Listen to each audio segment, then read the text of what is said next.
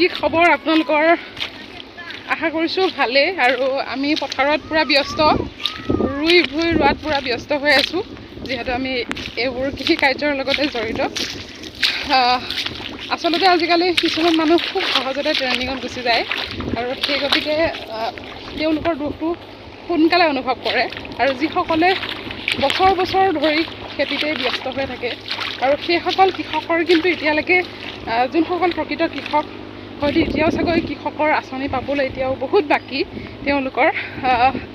আজি পথাৰলৈ আহিলোঁ, আজি বুলিয়ে নহয়, আমাৰ এসপ্তাহমানৰ পৰা আমাৰ খেতিৰ কাম আৰম্ভ হৈছে, তেতিয়াৰ পৰা আমি লাগি আছোঁ।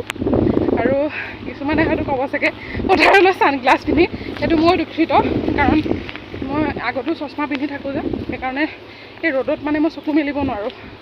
আৰু 35, 40 এনেকুৱা দি থাকিলে মানে কোনো কাৰণত মই মেলিব নোৱাৰোঁ। চকুটো যদি মই এনেকৈ মেলোঁ নহয়, নিজে এনেকৈ চকুটো এনেকৈ জপ খাই আহে। সেইকাৰণে ৰ'দ দিলে পথাৰত সেনেকৈ আৰু কি কৰিব, উপায়তো নাই, চলিবতো লাগিবই, কাম কৰিব লাগিব নিজক বচাই। সেয়া আৰু ভিডিঅ'টো চাই থাকক, শেষলৈ কি কি হয় আপলোড কৰি যাম। ভিডিঅ'বোৰ কৰি থাকিম, আপলোড পিছতহে কৰিম, চাব বুলি আশা ৰাখিলোঁ দেই।